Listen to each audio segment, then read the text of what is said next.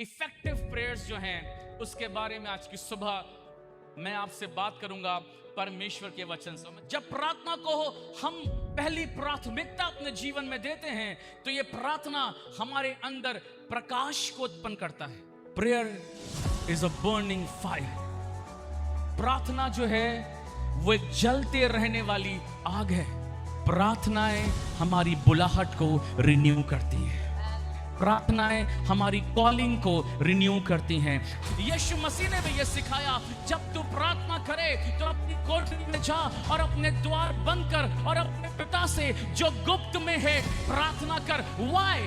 यीशु मसीह को मालूम है कि मनुष्य के जीवन में अंधेरा आता है, मनुष्य के जीवन में निराशा आती है, मनुष्य के जीवन में हताशा आती है। मनुष्य जो है वो अपने युद्धों में अपने आप को हारा हुआ महसूस करता है, लेकिन वही मनुष्य जब प्रार्थना करने का निर्णय लेता है, वही मनुष्य जब प्रार्थना करने के लिए ठान लेता है और जब वो प्रार्थना करने बैठता है तो मैं कहना मांगता हूं, प्रार्थना वो आग है। जब वो फायर होती है, जब वो बर्न होती है, जब वो जलती है तो अंधेरा मिटता चला जाता है, निराशाएं मिटती चली जाती हैं, दुर्बलताएं जाती रहती हैं, क्योंकि प्रार्थना की आग हर निराशा को जलाकर राख कर देती है। हालेलुया।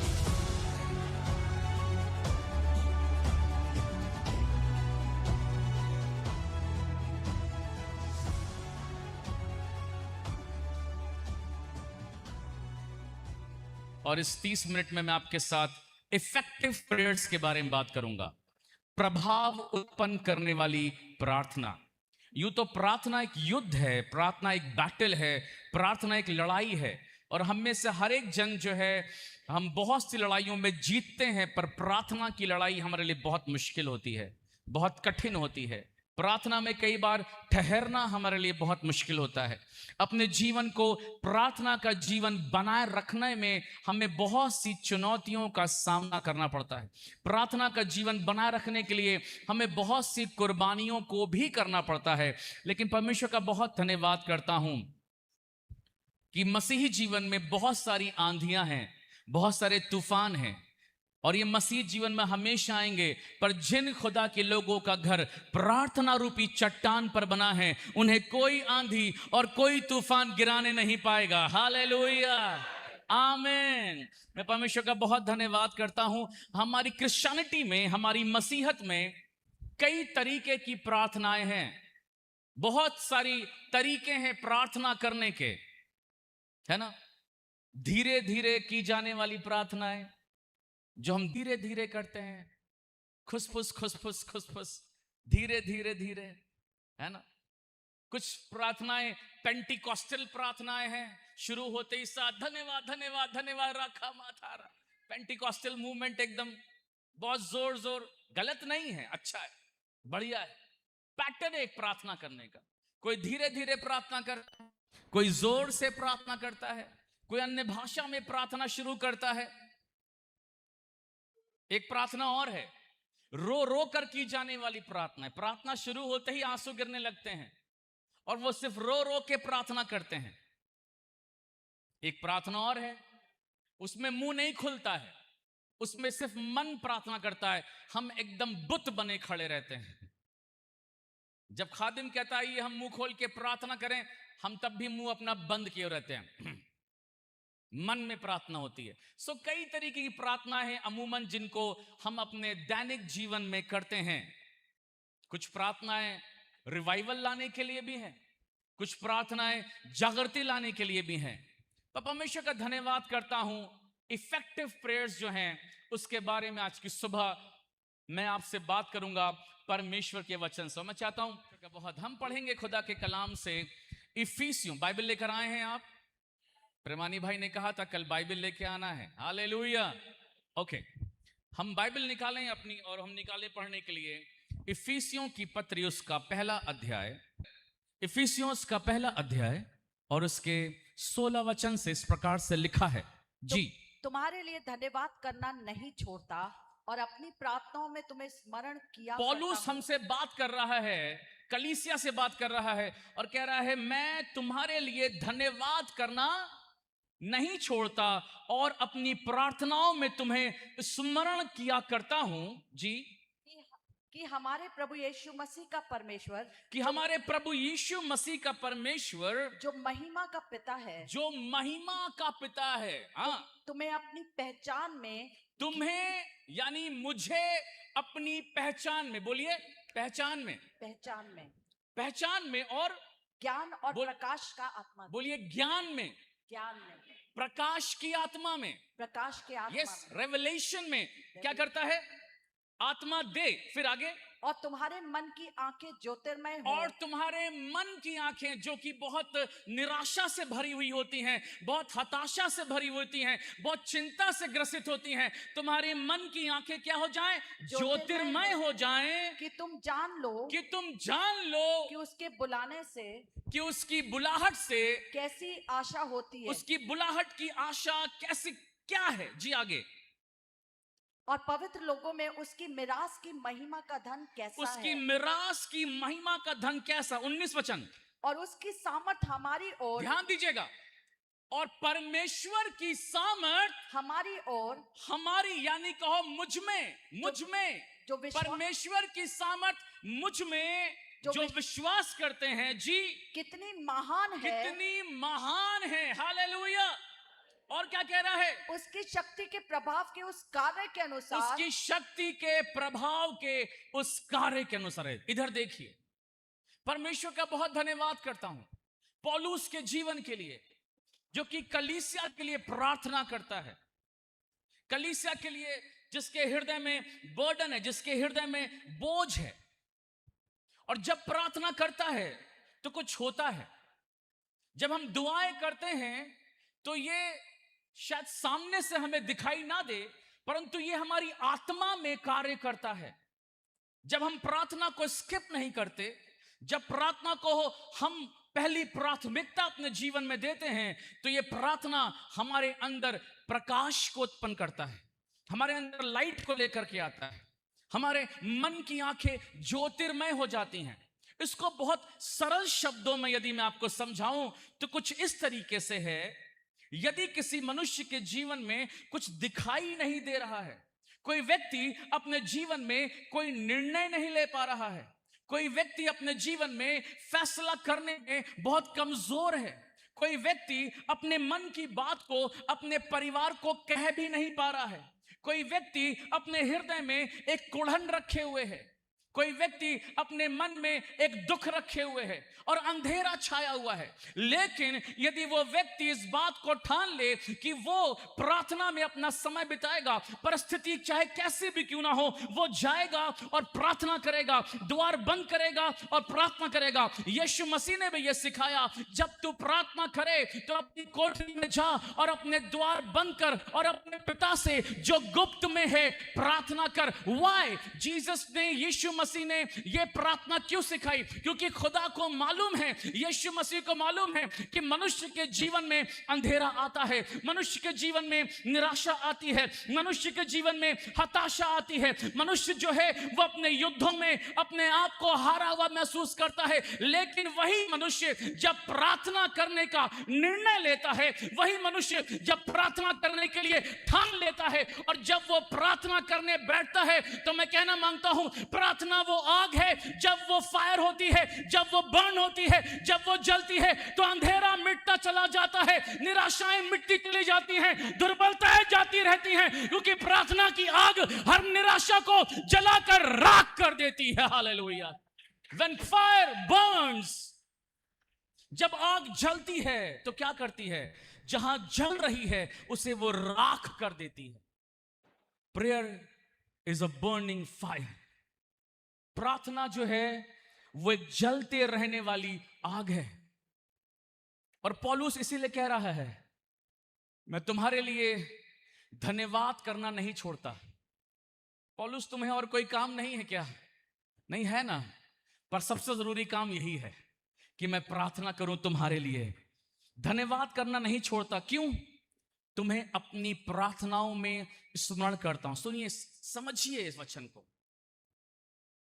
पौलुस इफिसियों की कलीसिया के लिए प्रार्थना को बो रहा है, प्रार्थना को कर रहा है। कुछ है जो स्पिरिट में पौलुस जो है वो रिलीज कर रहा है और कुछ हो रहा है। जब पौलुस प्रार्थना कर रहा है तो कलीसिया के अंदर मालूम क्या आ रही है? पहली चीज, पिता की पहचान में ज्ञान है ना, प्रकाश की आत्मा, तुम्हारे मन की आंखें ज्योतिर्मय हो रही हैं, और तुम, बहुत अच्छा लिखा है, तुम जानो कि तुम्हारी बुलाहट की आशा क्या है। तुम निराश हो गए हो, तुम्हें लगता है प्रभु ने शायद मुझे नहीं बुलाया, 5 साल प्रभु के साथ चल चुकी हूं, अब कोई रास्ता दिख नहीं रहा है, 10 साल हो गए हैं, परमेश्वर ने मुझे कहा था मैं तुम्हें इस्तेमाल करूंगा, लेकिन परमेश्वर आपने मुझे इस्तेमाल नहीं करा है।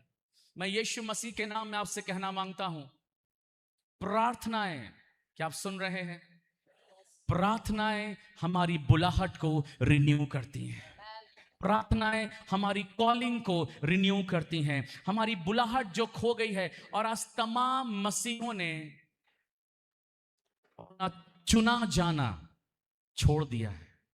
बाइबल कहती है बुलाए तो बहुत गए परंतु चुने थोड़े गए। आपको परमेश्वर ने एक स्पेशल पर्पस के लिए, उद्देश्य के लिए चुना था, लेकिन कहां चूक हो गई? मैंने कई दफा देखा है लोगों को एक्सक्यूजेस देते हुए, हम बहुत बिजी हैं इसलिए हम प्रार्थना नहीं कर पाए, हमारे जीवन में कुछ ठीक नहीं चल रहा है इसलिए हम प्रार्थना नहीं कर पाते हैं। मैं कभी किसी नए व्यक्ति को यह नहीं कहता कि आपको डेली 2 घंटे प्रार्थना करनी है, उसके लिए मुश्किल है, शायद वो 6 दिन करेगा, 7वें दिन से नहीं करेगा। पर जितने मेरे साथ रहते हैं जवान, वो जानते हैं मैं हर व्यक्ति को आधे घंटे बोलता हूं। अपनी गाड़ी में बस आधा लीटर तेल डालो, लेकिन रोज डालो, डेली डालो। और जब तुम उस तेल को जो कि प्रार्थना का है आधे घंटे का रोज डालते हो, धीरे धीरे तुम्हारी चिंगारी सुलगती है। आमेन, हालेलुया। ये कुछ ऐसा ही संबंध है प्रार्थना का। जब आप थोड़ा सा बैठते हैं, जब प्रभु के साथ आप बैठते हैं, प्रार्थना में समय बिताते हैं, और जब ये चिंगारी फायर बन जाती है, आग बन जाती है, तब आपको 1 घंटा बैठना भी परमेश्वर के साथ कठिन नहीं लगता।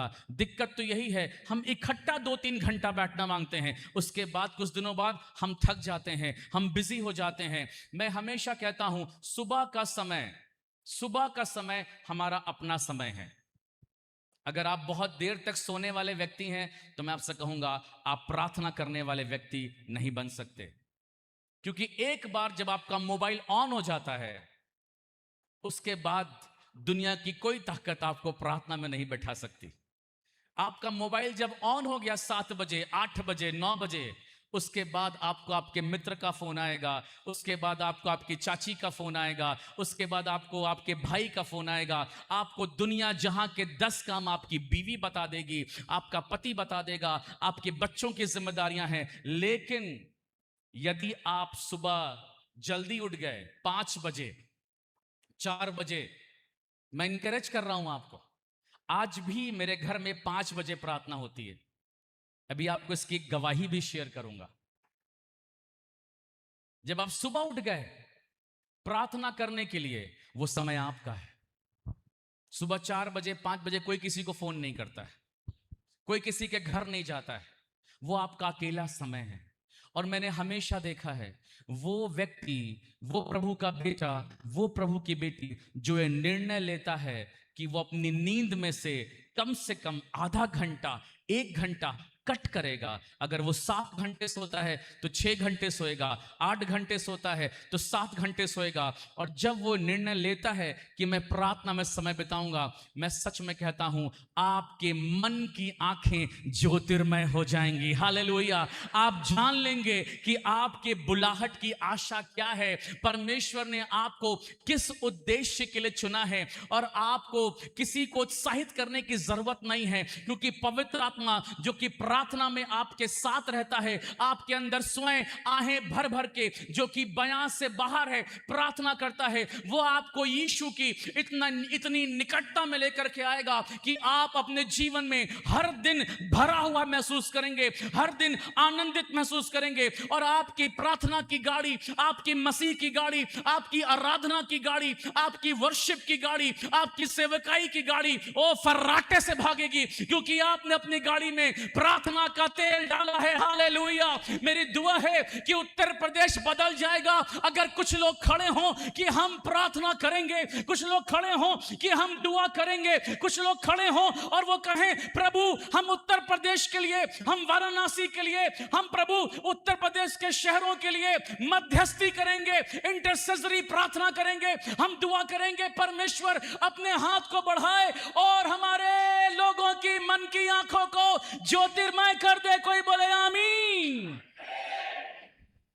हालेलुया। जब आप प्रार्थना करते कुछ होता लिखा है और उसकी सामर्थ हम में जो विश्वास करते हैं। When you pray, power of God flow in you. आपके अंदर प्रभु की सामर्थ फ्लो करती है और प्रभु का धन्यवाद करता हूं, उसके शक्ति के प्रभाव में हम बढ़ते जाते हैं। आमेन। हालेलुया। Praise the Lord.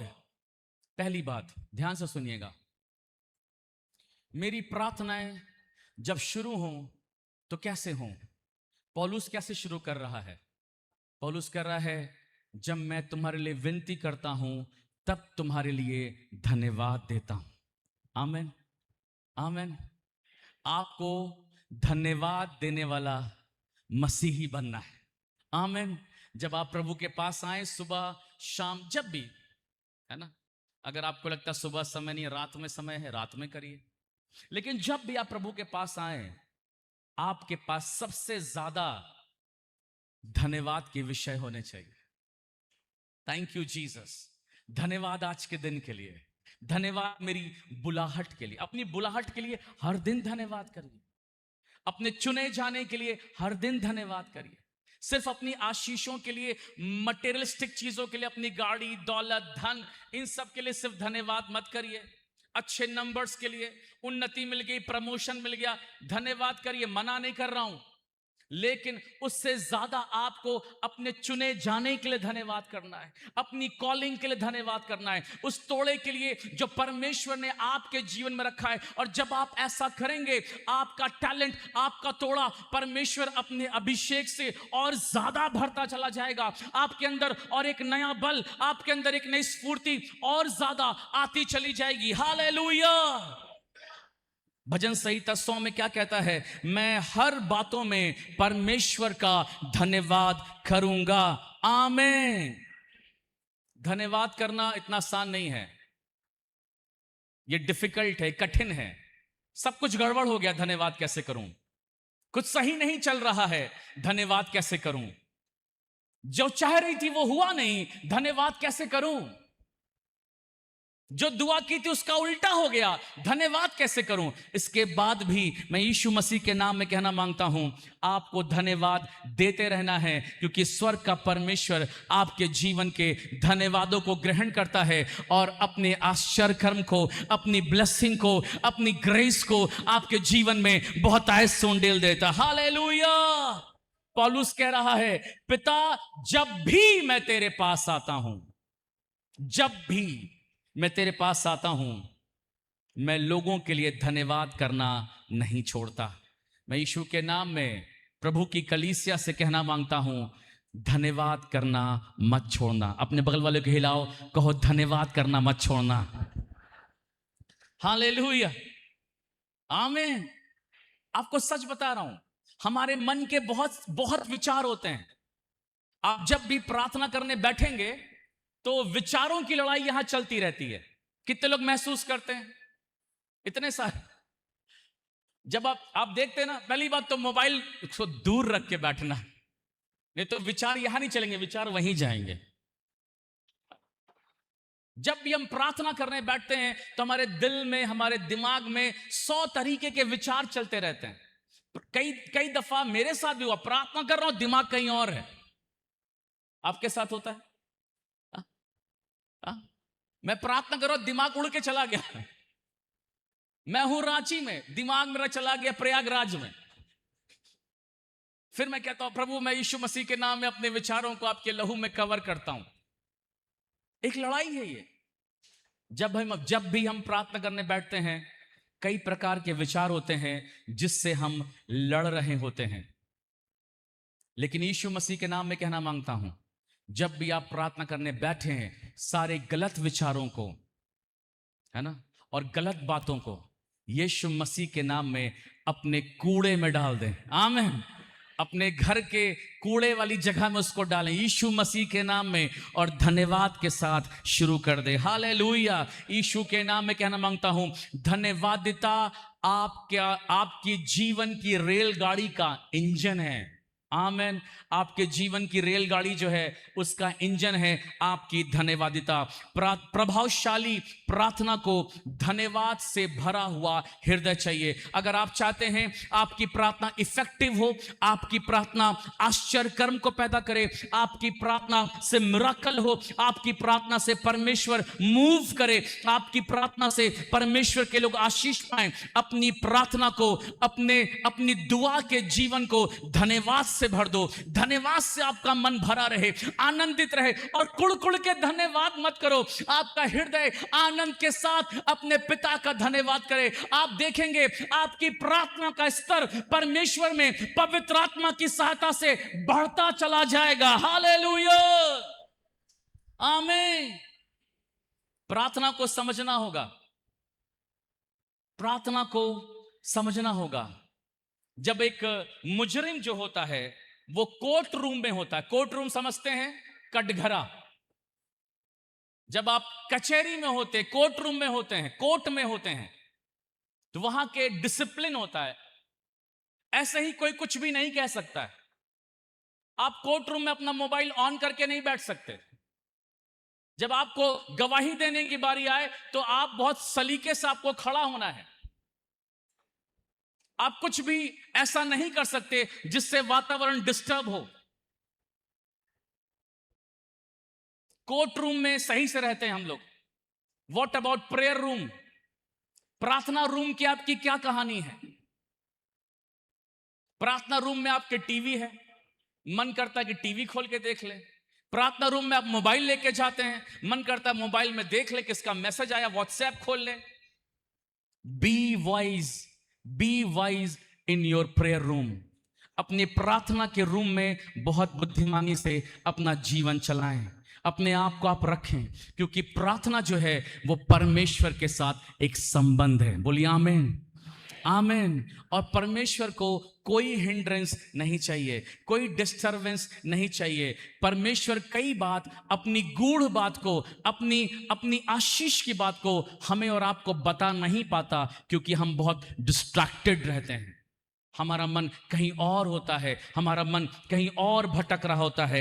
यीशु मसीह के नाम में कहना मांगता हूं, हमारा परमेश्वर सिर्फ अपने वायदों को पूरा करने की इच्छा ही नहीं रखता, बल्कि उससे पूरा करने में सामर्थ्य भी है। हालेलुया। आमीन। Praise the Lord in the name of Jesus. मैं परमेश्वर का बहुत धन्यवाद करता हूं। आज परमेश्वर की सेवा करते 25 साल पूरे हो गए, खुदा की खिदमत करते। मेरे spiritual father bishop Michael Prayagraj से, उनके द्वारा मैं प्रभु यीशु मसीह में आया, उनके द्वारा मैं चुना गया। मैं क्रिश्चियन घर में पैदा हुआ। मेरे दादा एक मसीही व्यक्ति थे, मेरे पिता प्रभु के दास थे। उसके बाद भी मेरा जीवन संसारिक था, मेरी संगति संसारिक थी, मेरी आदतें संसारिक थीं। जब मैं क्लास 10th में पढ़ता था मेरे गलत दोस्त हो गए, मेरी संगति गलत हो गई। जब मैं 12th क्लास में पहुंचा, जब मैं कक्षा 12 में पहुंचा, तो उसमें और संगति मेरी खराब हो गई। मैं बहुत ज्यादा आउट ऑफ कंट्रोल हो गया। गलत दोस्ती, गलत तरीके का जीवन, पापमय जीवन, अंधकार से भरा हुआ जीवन, गलत आदतों से भरा हुआ जीवन। मैं एक बस धार्मिक जीवन जी रहा था, रिलीजियस लाइफ। संडे को चर्च जाना है, मंडे टू सैटरडे अपना जीवन जीना है।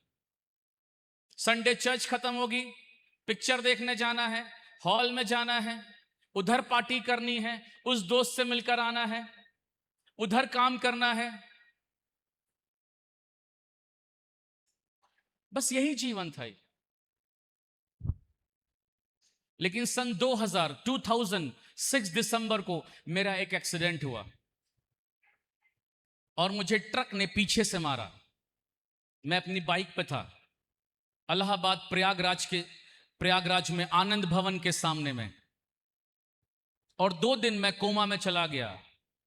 मैं मेडिकल हॉस्पिटल में एडमिट था। उस समय मेरे पिता रांची में एक आत्मिक सभा कर रहे थे, और उसके एक्सीडेंट होने के बाद 4 महीने मैं बेड रेस्ट पे रहा।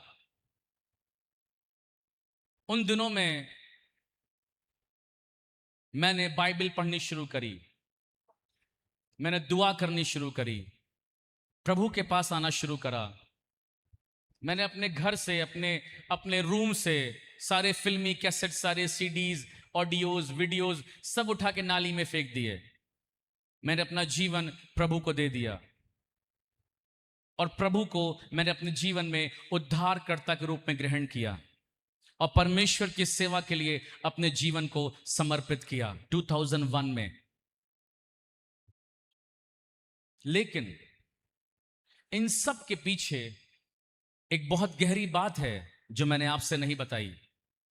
मैं चाहता हूं आप इधर ध्यान दें। इन सब के पीछे मेरा जीवन एक्सीडेंट हुआ, मेरी लाइफ बची, मुझे सर में चोट लगी, ब्लड क्लॉटिंग हो गई थी, 4 महीने लगे उससे बाहर आने में। इन सब के पीछे एक बहुत महत्वपूर्ण कारण है जिसके कारण मेरा जीवन बचा, और वो ये है कि मेरे माता पिता रोज सुबह 4 बजे उठ करके मेरे लिए रो रो करके प्रार्थना करते थे, मेरे लिए वो दुआएं करते थे, मेरे लिए वो विनती करते थे, और परमेश्वर ने मेरे जीवन को बचा करके अपनी सेवकाई के लिए चुन लिया। Hallelujah, hallelujah, praise the Lord. परमेश्वर का मैं बहुत धन्यवाद करता हूं वाराणसी परमेश्वर की उस बुलाहट के लिए जिसने हमारे जीवनों में रखी है। मैं बताना क्या चाह रहा हूं, प्रार्थनाएं कभी खाली नहीं जाती।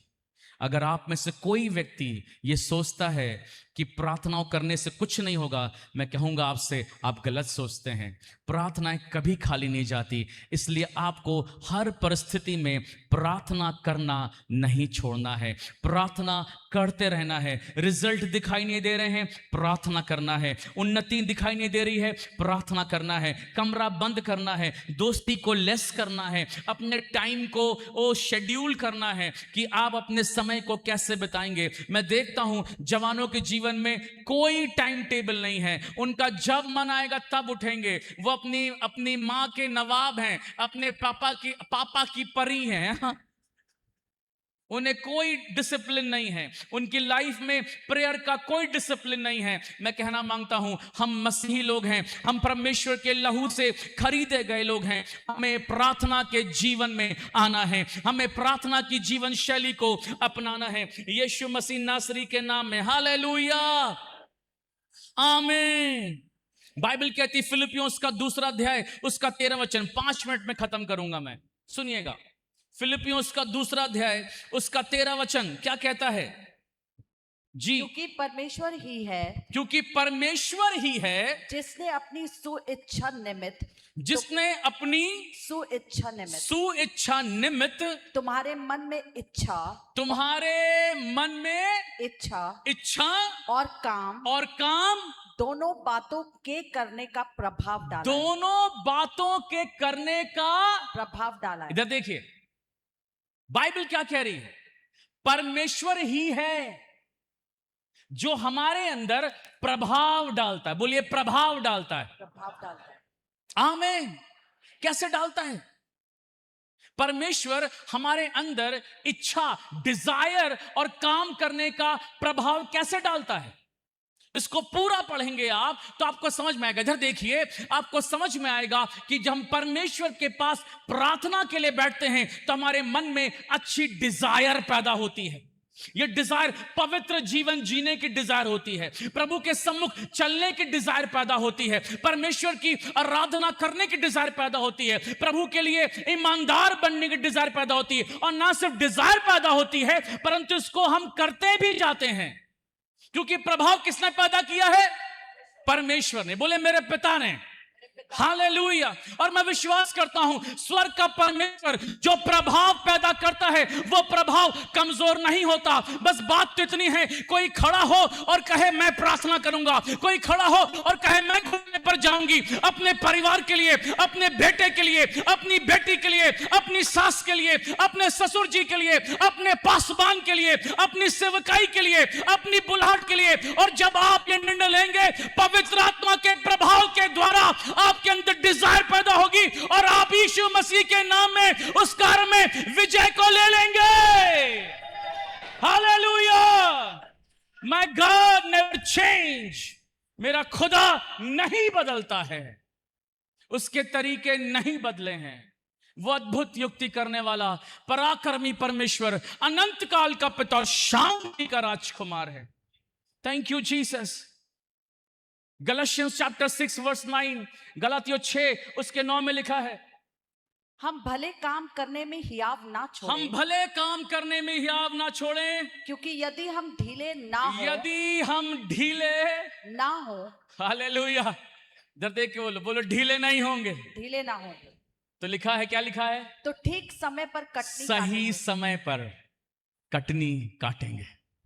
मैं यीशु मसीह के नाम में जो प्रार्थना में ढीले हो गए हैं, जिनकी प्रार्थना रुक गई है, जिन्होंने अपना पहला सा प्यार प्रार्थना के लिए छोड़ दिया है, उनसे कहना मांगता हूं, डोंट गिव अप।